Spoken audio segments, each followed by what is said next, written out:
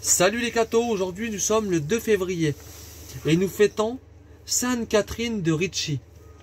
La vie de cette sainte est l'une des plus prodigieuses, par les ravissements, les extases, les grâces extraordinaires de tout genre qui la remplissaient. Catherine naît à Florence en 1522.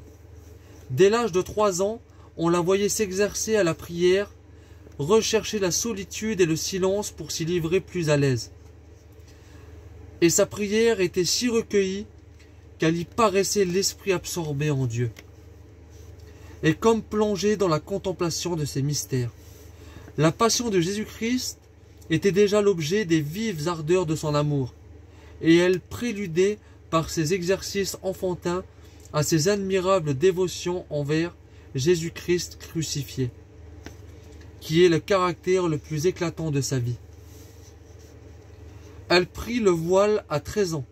Chez les dominicaines, c'est à l'âge de 19 ans qu'elle reçut cette grâce inouïe de voir changer par notre Seigneur son cœur en celui de la Vierge Marie.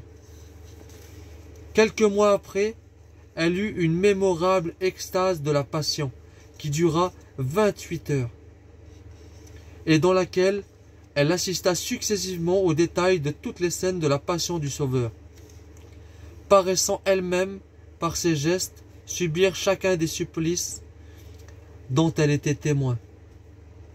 Ce spectacle devait se renouveler toutes les semaines pendant les 12 dernières années de sa vie. On entendait dans ses extases la sainte pousser des exclamations de douleur et d'amour. Quelle impression pour les innombrables témoins de ces merveilles! Le cachet de la vertu véritable, c'est l'humilité. Un seul fait montrera que Catherine était bien conduite par l'Esprit de Dieu. Elle avait appris que ses sœurs s'étaient plus à écrire pour en garder le souvenir. La relation de toutes les grâces et faveurs extraordinaires dans lesquelles le ciel l'avait comblée.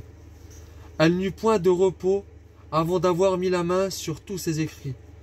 Un jour, pendant que ses sœurs étaient à l'office, elle entra dans leur cellule, s'empara de tous les manuscrits qu'elle put rencontrer, les mit dans son sac et leur portant à la sœur boulangère qui chauffait le four.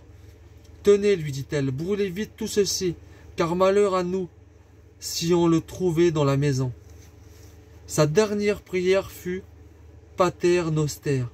Le couvent retentit alors des chants harmonieux des anges.